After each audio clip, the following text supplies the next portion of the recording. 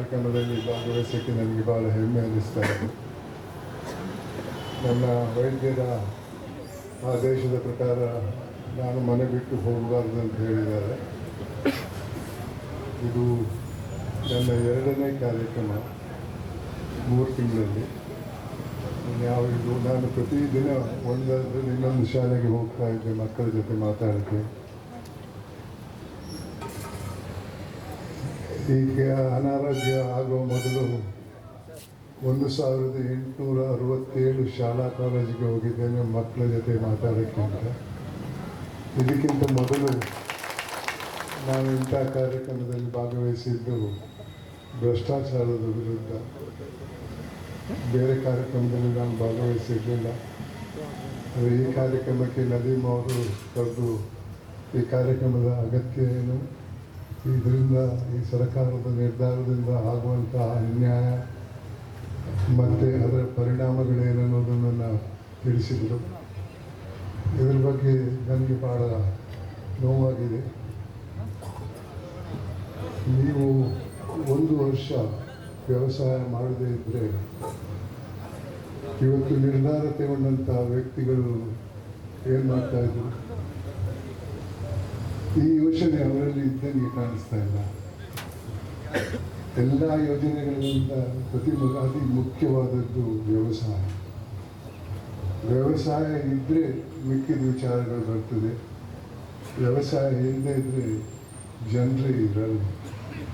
ಇವತ್ತು ಬೇರೆ ಬೇರೆ ಕಾರಣಕ್ಕಾಗಿ ಇಂಥ ಒಂದು ವೃತ್ತಿಯನ್ನು ಮುಗಿಸುವ ಪ್ರಯತ್ನ ನಡೀತಾ ಇದೆ ಅಂತ ನನಗೆ ಕಾಣಿಸ್ತದೆ.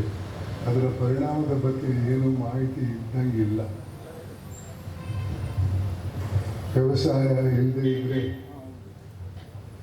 ನೀರು ವಾಯು ಇಲ್ಲದೆ ಇದ್ದರೆ ವ್ಯಕ್ತಿಗಳಿರೋಕ್ಕೆ ಸಾಧ್ಯವಿಲ್ಲ. ಎಷ್ಟೇ ಇದರಲ್ಲಿ ಆರ್ಟಿಫಿಷಿಯಲ್ ಇಂಟೆಲಿಜೆನ್ಸ್ ಬರಲಿ, ಇನ್ನೇನು ಇಂಟೆಲಿಜೆನ್ಸ್ ಬರಲಿ, ಮೊದಲು ಹೊಟ್ಟೆ ತುಂಬಿರಬೇಕು ಅನ್ನೋದನ್ನು ಅರ್ಥ ಮಾಡಿಕೊಡ್ಬೇಕು. ಈ ವಿಚಾರದಲ್ಲಿ ಹಿಂದಿನಿಂದಲೂ ಚರ್ಚೆ ಆಗ್ತಾ ಇತ್ತು. ಆದರೆ ಬೇರೆ ಬೇರೆ ಕಾರಣಕ್ಕಾಗಿ ಈ ಬದಲಾವಣೆಗಳು ಬರುವ ಪ್ರಯತ್ನಗಳು ನಡೀತಾ ಇವೆ. ಇದರಿಂದ ಭವಿಷ್ಯದಲ್ಲಿ ಬಹಳ ಪರಿಸ್ಥಿತಿ ಬಹಳ ಗಂಭೀರವಾಗ್ತಿದೆ ಅನ್ನೋದನ್ನು ಮೊದಲು ಅಧಿಕಾರದಲ್ಲಿದ್ದವರು ಅರ್ಥ ಮಾಡಿಕೊಳ್ಬೇಕು. ಇವತ್ತು ನಮಗೆ ಸ್ವಾತಂತ್ರ್ಯ ಸಿಕ್ಕಿದ ನಂತರ ವ್ಯವಸಾಯದ ಬಗ್ಗೆ ಜಾಸ್ತಿ ಕಾಳಜಿ ಇಟ್ಟವರು ಯಾರು? ಪ್ರತಿಯೊಬ್ಬರಿಗೂ ಪಟ್ಟಣವೇ ಬೇಕು. ಪಟ್ಟಣದಲ್ಲಿದ್ದ ಕೆರೆಗಳನ್ನೆಲ್ಲ ಮುಚ್ತಾ ಇದ್ದಾರೆ. ಪಾರ್ಕ್ ಆದದನ್ನು ಇವತ್ತು ಕಟ್ಟಡವಾಗಿ ಮಾಡಿದ್ದಾರೆ. ಇದರಿಂದ ಜನರ ಜೀವನದಲ್ಲಿ ಬಹಳ ಕಷ್ಟ ಬರುತ್ತಿದೆ ಅನ್ನೋದನ್ನು ಈ ನಿರ್ಧಾರ ತೆಗೆದುವರು ಅರ್ಥ ಮಾಡಿಕೊಳ್ಳಬೇಕು. ಅಭಿವೃದ್ಧಿ ಆಗಿದೆ, ಆದರೆ ಜೀವನದ ಬಹಳ ಮುಖ್ಯವಾದ ವೃತ್ತಿ ವ್ಯವಸಾಯದಲ್ಲಿ ಅಭಿವೃದ್ಧಿ ಆದದ್ದನ್ನು ನಾನು ನೋಡ್ತಾ ಇಲ್ಲ.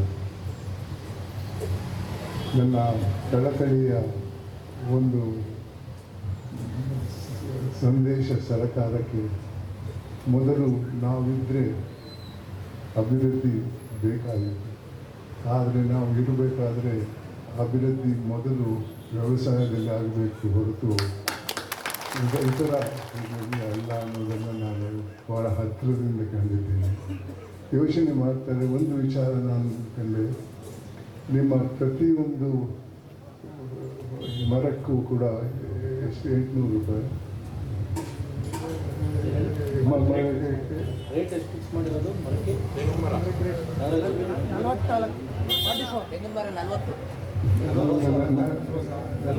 ಸರ್. ಅದಕ್ಕೆ ಒಂದೊಂದು ಗಿಡಗಳಿಗೆ ಎಷ್ಟು ಖರ್ಚು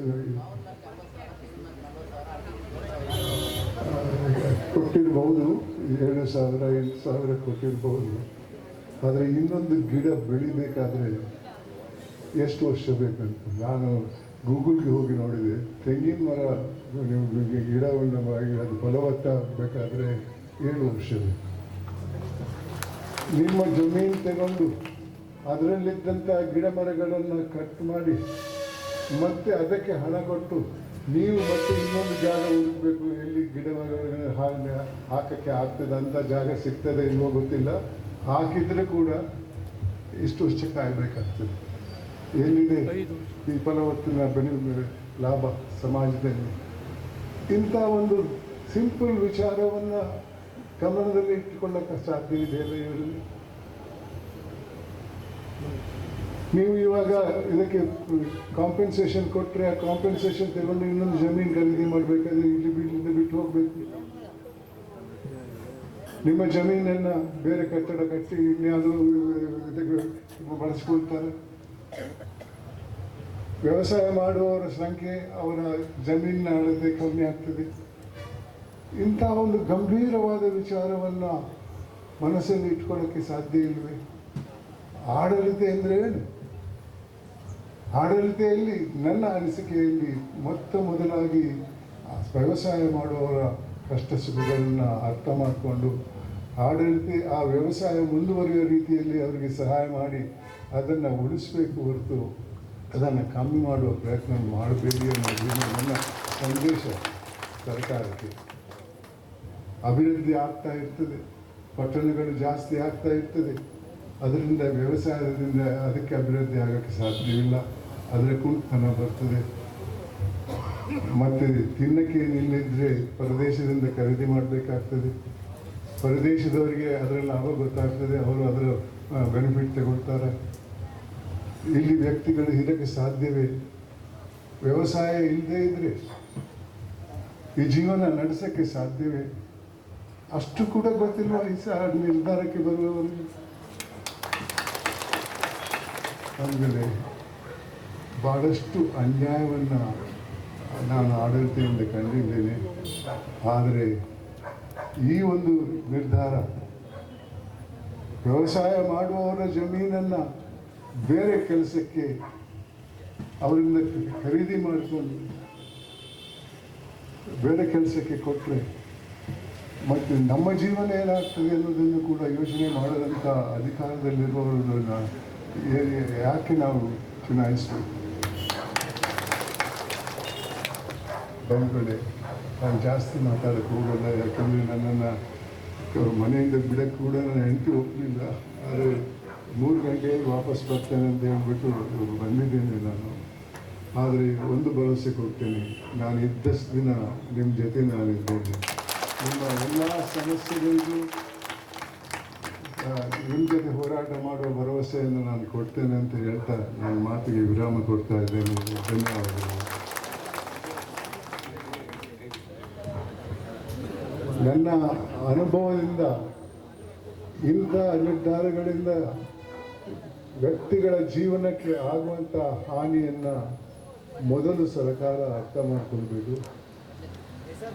ಅದು ಬರೀ ವ್ಯವಸಾಯ ಮಾಡುವವರಿಗೆ ಮಾತ್ರ ಅಲ್ಲ, ಸಾರ್ವಜನಿಕರಿಗೆ ಕೂಡ ಅದರ ಪರಿಣಾಮ ತಾಗಿಯಕ್ಕಾಗ್ತದೆ. ಅದರಿಂದ ನನ್ನ ಸಲಹೆ ಏನೆಂದರೆ, ಅನ್ನದಾತರ ಭವಿಷ್ಯವನ್ನು ಖಂಡಿತ ಮಾಡಿಕೊಡಿ.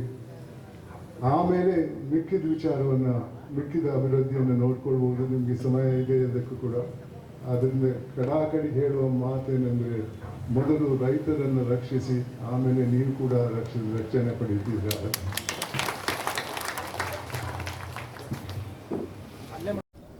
ಅದು ನಿಮಗೆ ಬಿಟ್ಟದ್ದು. ನಾನು ಬಂದಿದ್ದರಿಂದ ಏನು ಲಾಭ ಆಗಿದೆ ಅನ್ನೋದು ವಿಚಾರ. ಆದರೆ ಈ ಒಂದು ಸಮಸ್ಯೆ ಬಹಳ ಗಂಭೀರವಾದ ಸಮಸ್ಯೆ. ಈ ಸಮಸ್ಯೆಯಲ್ಲಿ ನಾವು ಸಾರ್ವಜನಿಕರು ಎಲ್ಲರೂ ಇದಕ್ಕೆ ನಾವು ಸಪೋರ್ಟ್ ಮಾಡದೇ ಇದ್ದರೆ ನಮಗೆ ನಾವೇ ಹಾನಿ ಮಾಡಿದಂಗೆ ಆಗ್ತದೆ. ಇವತ್ತಿನ ಈ ಒಂದು ಹೋರಾಟ ಬರೀ ರೈತರ ಹೋರಾಟ ಅಲ್ಲ, ರೈತರ ಕೆಲಸದಿಂದ ನಮಗೆ ಆಗುವಂಥ ಲಾಭ ಪಡೆಯುವಂಥ ಜನರ ಹೋರಾಟ ಇದು. ಅಂದರೆ ಸಂಪೂರ್ಣ ಸಮಾಜದ ಹೋರಾಟ. ಇದರಿಂದ ರೈತರಿಗೆ ಏನಾದರೂ ಕಷ್ಟ ಆದರೆ ಅದು ಖಂಡಿತ ಅದರ ಪ್ರತಿಫಲ ಖಂಡಿತವಾಗಿ ಇತರ ಜನರ ಮೇಲೆ ಕೂಡ ಬರ್ತದೆ ಸಮಯ ಹೋದಂಗೆ. ಆದ್ದರಿಂದ ಈ ಒಂದು ಸಮಸ್ಯೆಯನ್ನು ಅಧಿಕಾರದಲ್ಲಿರುವವರು ಬಹಳ ಗಂಭೀರವಾಗಿ ತಗೊಳ್ಬೋದು. ಇದೇ ರೀತಿ ರೈತರ ಜಮೀನನ್ನು ಇತರ ಕೆಲಸಕ್ಕೆ ಮಾಡಿ ಫೋರ್ಸ್ ಮಾಡಿ ಅವರಿಂದ ತಗೊಂಡ್ರೆ ಮುಂದೆ ಅನ್ನ ಬರಕೆ ಸಾಧ್ಯವಿಲ್ಲ. ವ್ಯವಸಾಯ ಅನ್ನುವ ಒಂದು ವೃತ್ತಿನೇ ಮುಂದಕ್ಕೆ ಮುಗಿದು ಹೋಗ್ಬೋದು ಅಂಥ ಸಂದರ್ಭಗಳು ಇವೆ. ಅದನ್ನು ಅರ್ಥ ಮಾಡ್ಕೊಳ್ಬೇಕು. ಇಲ್ಲ ಇವತ್ತಿನ ಒಂದು ಜಮೀನು ತೆಗೆದ್ರಿಂದ ಮುಂದೆ ಏನೂ ಆಗಲ್ಲ ಅಂತ ಹೇಳೋಕ್ಕೆ ಸಾಧ್ಯ ಇಲ್ಲ. ಇವಾಗಲೇ ಬೇರೆ ಬೇರೆ ಪ್ರೋಗ್ರಾಮ್ಗಳು ಬರ್ತಾ ಇವೆ, ಟೌನ್ಶಿಪ್ ಮಾಡ್ತಾ ಇದ್ದಾರೆ ಅಂತ ಹೇಳ್ತಾ ಇದ್ದಾರೆ. ಆ ಜಮೀನನ್ನು ಯಾರಿಂದ ತಗೊಳ್ತಾರೆ? ರೈತರಿಂದ ಮಾತ್ರ ತಗೊಳ್ತಾರೆ, ಹೊರತು ಇತರರಿಂದ ತಗೊಳ್ಳಲ್ಲ. ಈ ಒಂದು ವಿಚಾರವನ್ನು ನಾವು ಗಂಭೀರವಾಗಿ ಮಾಡಬೇಕು.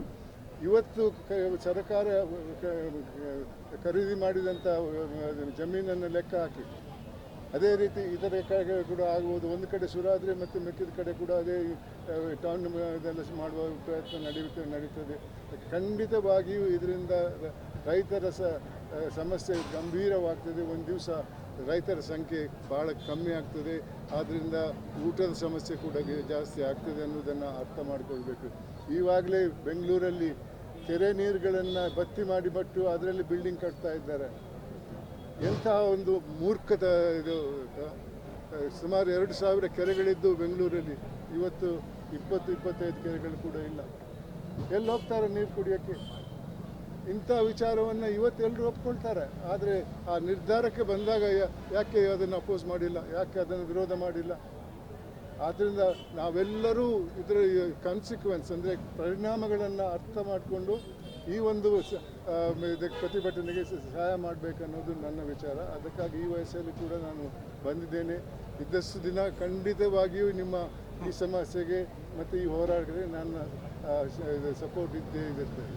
ಬಲವಂತವಾಗಿ ಕಿತ್ಕೊಳ್ಳುವಂಥ ಕೆಲಸ ಮಾಡುವಂಥದ್ದು ಅದೇ ಹೇಳಿಲ್ಲ, ಈಗ ಲ್ಯಾಂಡ್ ಎಕ್ವಿಸಿಷನ್ ಆ್ಯಕ್ಟ್ ಪ್ರಕಾರ ಅವರಿಗೆ ಅಧಿಕಾರ ಇದೆ. ಆ ಅಧಿಕಾರದ ದುರ್ಬಳಕೆ ಆಗ್ತಾ ಇದೆ ಅಂತ ನನ್ನ ವಿಚಾರ. ಆದ್ದರಿಂದ ರೈತರಿಗೆ ಅವರ ಸಮಸ್ಯೆಗೆ ಒಂದು ಪರಿಣಾಮ ಸೃಷ್ಟಿ ಮಾಡಬೇಕು ಸರ್ಕಾರ. ಈಗ ಪತ್ರದ್ದು ಮೈಕ್ ಕೊಟ್ಬಿಡಿ, ಮೈಕ್ ಕೊಡೋಣ. ಒಂದು ನಿಮಿಷ ಸರ್.